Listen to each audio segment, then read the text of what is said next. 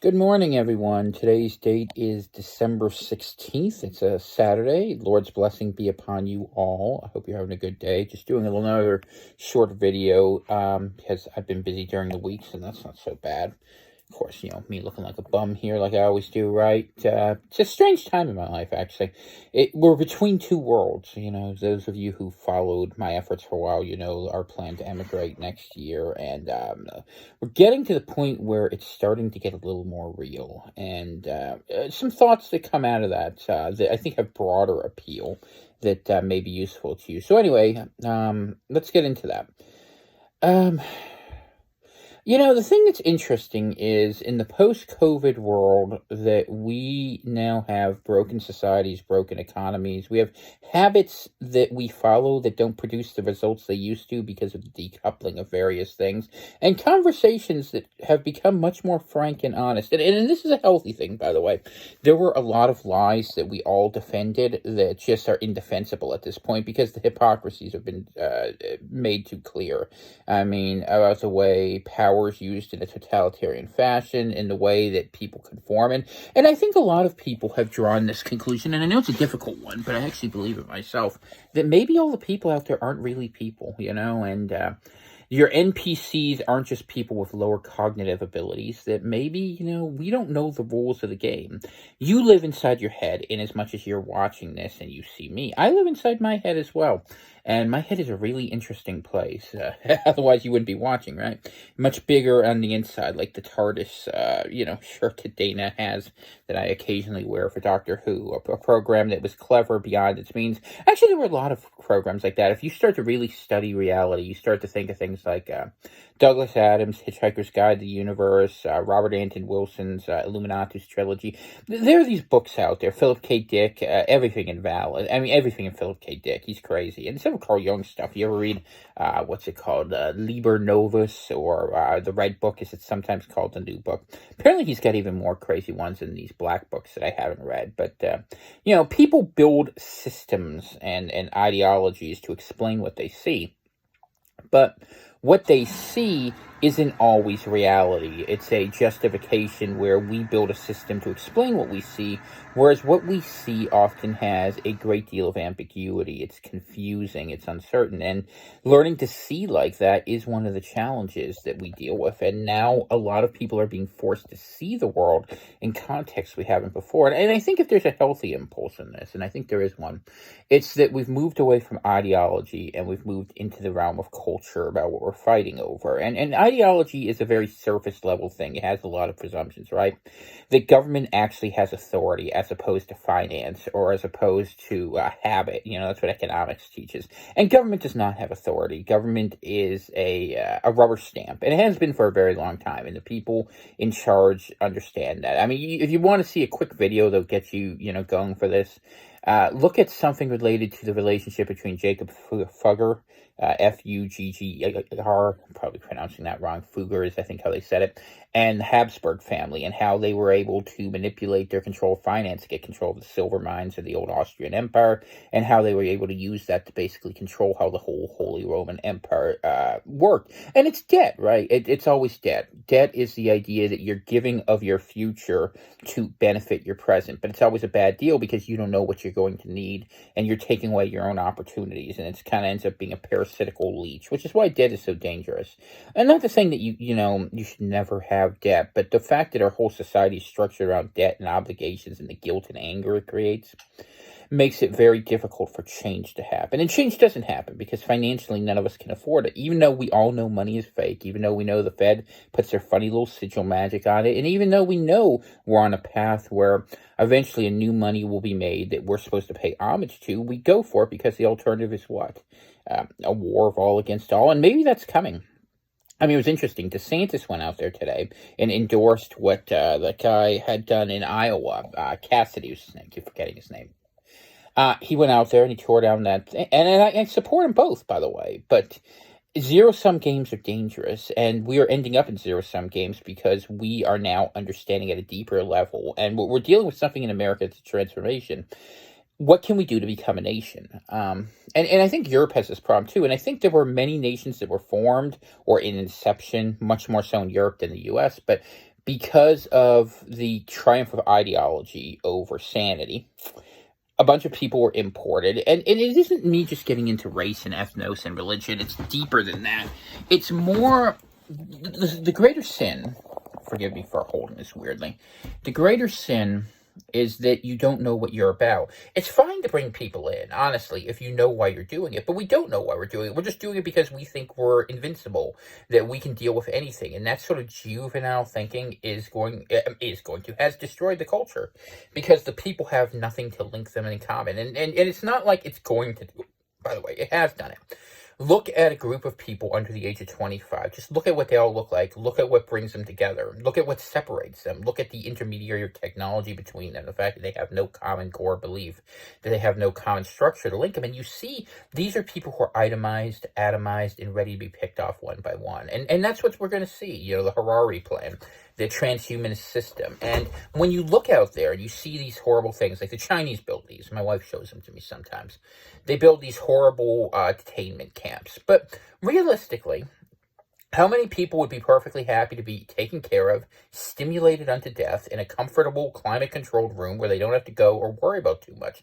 I suspect if you offered the deal as bluntly as that against a time of true scarcity, not a small amount of people would take it, and once a whole bunch of people started taking it, a whole bunch more would go along, say, this is the best we're going to get.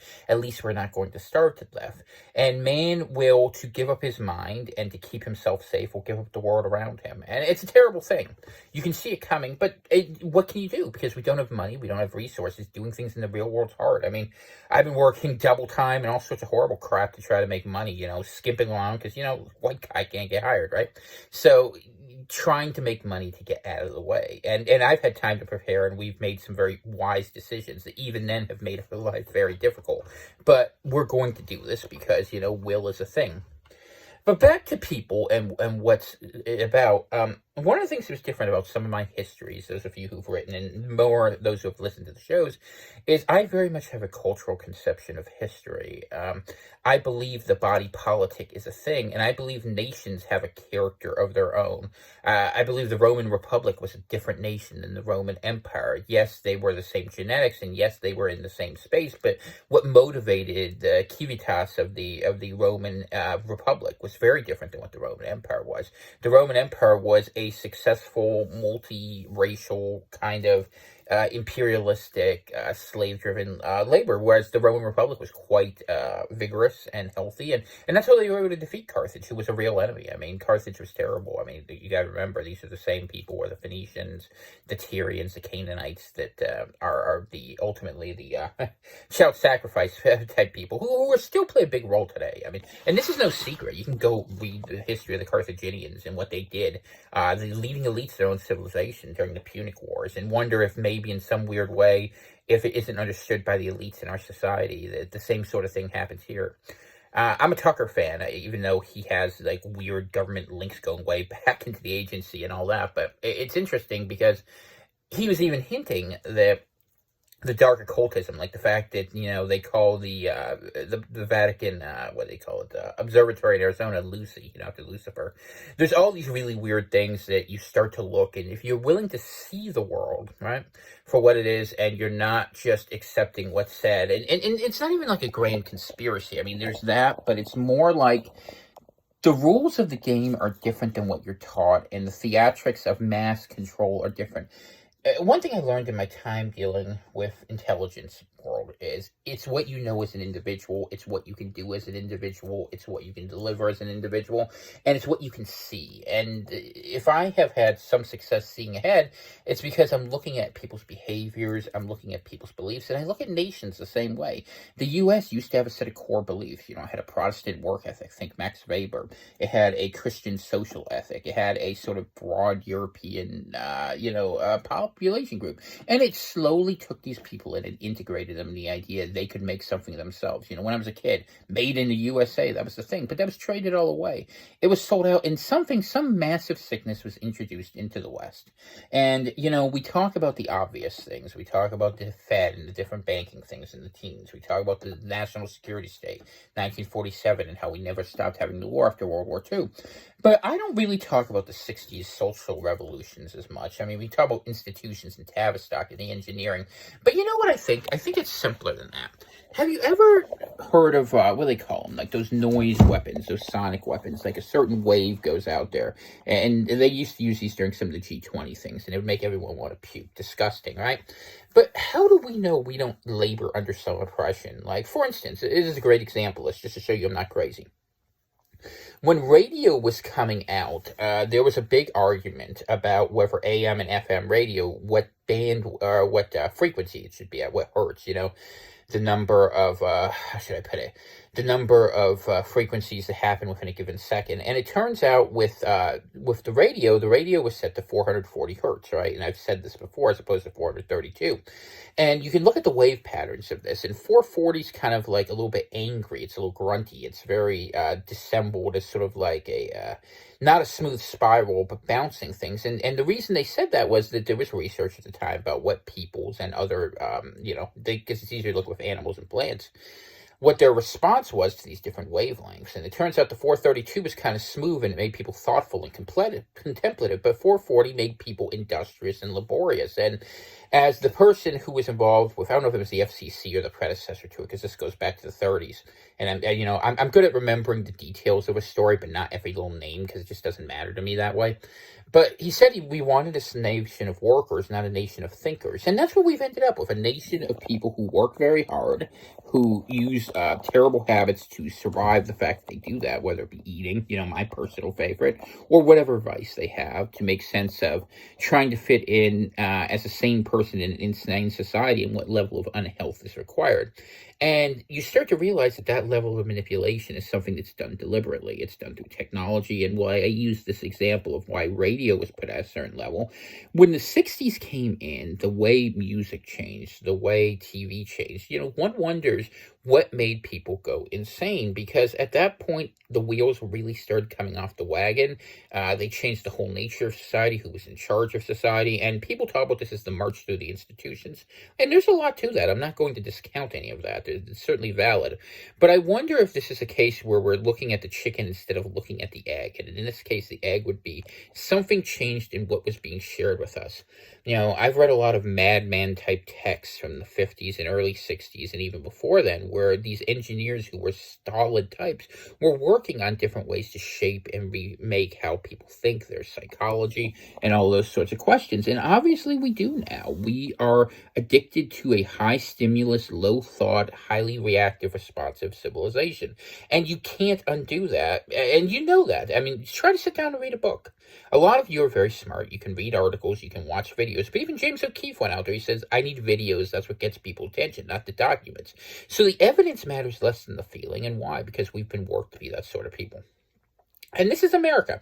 Americans were once, and this was our great asset. We were a very empathetic people. I have some friends we've been chatting, who are from Europe and Asia and other places, and they tell me of traumas they experienced, which were terrible. It's their stories to relate. I'm not going to relate them, but I'll say this: they have a very realistic worldview, and they've overcome things, and they've proven themselves in metal. And in some ways, I have.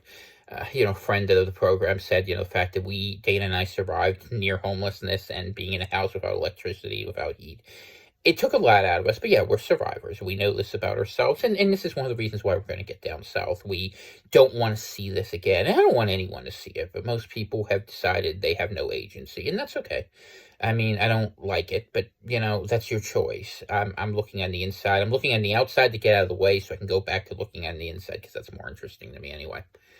But what I wanted to add to all of this was that with all these terrible traumas coming, the American experience that once gave us some help was we were an empathetic people who tried to help. And even if we were wrong or stupid or misguided, at least we tried. And the fact that so many different types of people have been thrown onto us deliberately at this point. You look at the borders, we all know that. And I think even then people still have some degree of empathy, but there's not enough to go around. And we are being maneuvered into a fight of all against all, deliberately, because the people who are in charge, they want a world where machines run things, where they run things, and where people cannot exist with one another. And it'll be a much emptier world and a sadder world in many ways. And Are we to blame for this because of the disconnects of what we couldn't do? Well, what could we do? I was involved with politics. People were like, we just need to go and win this back. No, you'd have to kill a bunch of people. That's it. It would be violent. It would be ugly. It would be bloody. It wouldn't change anything. And you'd have to agree to generations of making people miserable to even try to do something. And at the same time, technology would displace you. So there was nothing that could have been done. It was always too late. It was probably too late by the time that we would have had to have played the 1990s differently.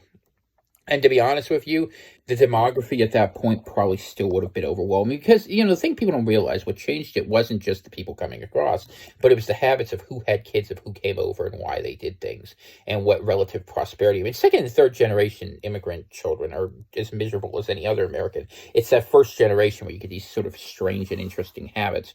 But the world's a different place now, and America is a economic zone. I think people have said that rightly, where people are just waiting for an excuse to go to war with one another, and you can see people sneaking up to it. I mean, maybe we will see a crusade here. It's possible. I keep thinking, and I've said this, and I'll say it a million times: study the 30 Years' War because it's coming here. You need to know the background of what happened. That was a religious war fought over a people, over a common space. And there were different states that emerged out of it, and there wasn't a clear answer, and there were lots of foreign interventions, and it was ugly, and it was nasty. And I know that's hard because we grew up believing our own BS, right? We believed that big things were possible, good things were possible. And Americans, it's our blessing and our curse that we had the luxury of being able to be an ideological people because we didn't have the old grievances of you killed them from way back when that shaped the rest of the world. But that's coming.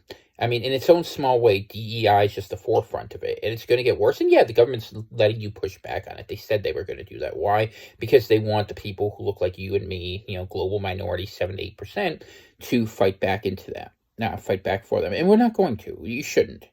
At this point, you're fighting for yourself, you're fighting for your family, and you have to look on the inside. And hopefully the Lord will guide you in these steps.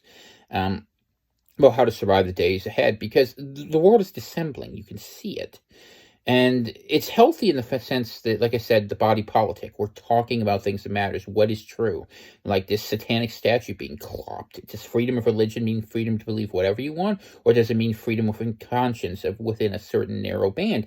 And what's coming inevitably is going to be restriction because we need some guide rails to bind this thing. We need something.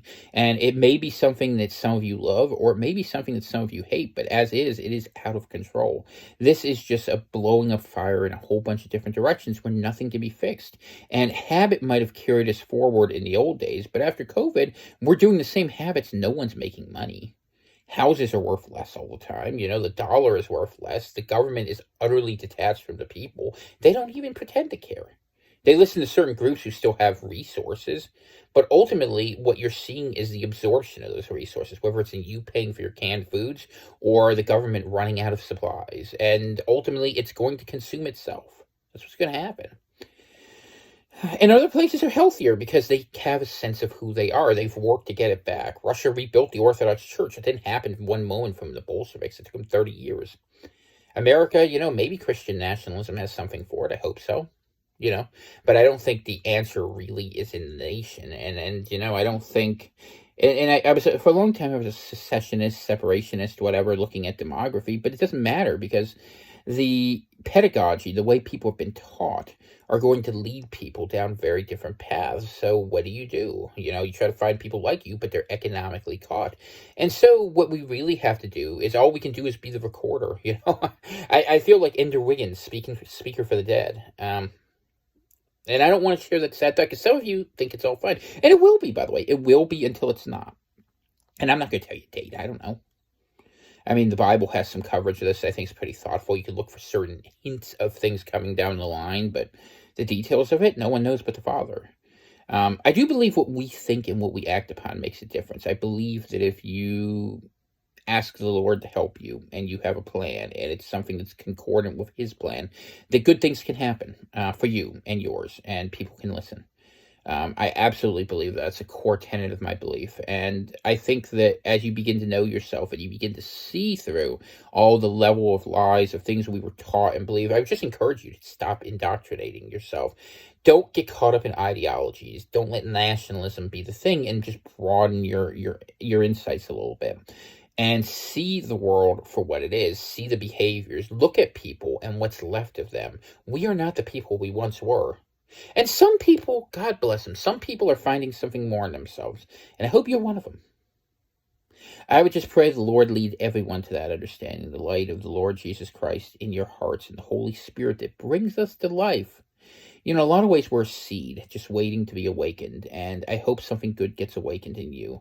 And don't let the world around you determine what you're going to be. Some seeds grow even on hard earth, and if the gospel's taught anything, it's that the seed needs to find a place to grow. So if you're not able to grow in the life you're living, whatever obligations it has, obligations can only ever be a burden to you. That's why the Bible teaches forgiveness so much. Your anger over what someone did wrong to you is going to be a burden to you because you're going to feel that way every time you see them. And if you have to separate yourself from the world completely to reach that point, well, you know what? The Lord Jesus did the same thing pretty often in the desert. Not a bad way to live. I know most of you are introverts. You'll get what I'm saying. And if you don't, hey, keep studying. You like the program, the Venmo CVC PRV, P.O. Box 343, Eagle Lake, Maine 04739. I'll be around when I'm around. And yeah, more people, you really should be thinking of getting out of the way. If you don't want to go to Argentina, that's fine. It's not my job to tell you what to do, and we're doing what we're doing. But you should start looking. It's going to be bad, and you can't fix it. So just be honest with yourself, okay? You guys have a great day. God bless.